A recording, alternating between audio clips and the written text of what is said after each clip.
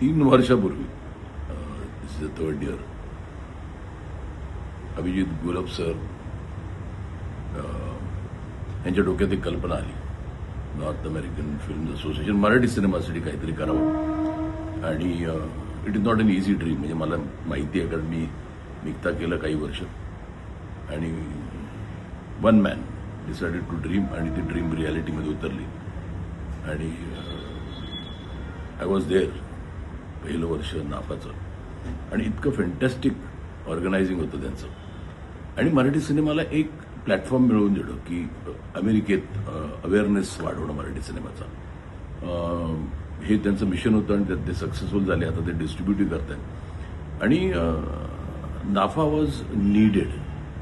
आणि त्यासाठी एक माणूस असा हवा होता की who will dream about it आणि ते फुलफिलमेंटपर्यंत नेतील. आणि दुसरं वर्षही त्यांनी फॅन्टॅस्टिक करून दाखवलं. ह्या वर्षी अनफॉर्च्युनेटली मला जाता आलं नाही. It is my bad. माझ्या काही तब्येतीच्या कारणामुळे मला जाता आलं नाही. पण मला माहिती आहे की त्यांचं जे ड्रीम आहे ना, ते तडीच नेतील नाफा ह्या बॅनरखाली. आणि अभिजित सर, हॅट्स ऑफ. तुमचं पॅशन, तुमची धडाडी, आणि to put your money where your mouth is. It's not an easy thing. आणि तुम्ही ते करताय, सातत्याने करताय. आणि I am very very sure तुम्ही जे ड्रीम बघितलं ना, ते नक्की फुलफिल होईल. ह्या वर्षी नाही तरी पुढच्या वर्षी मला यायला आवडेल.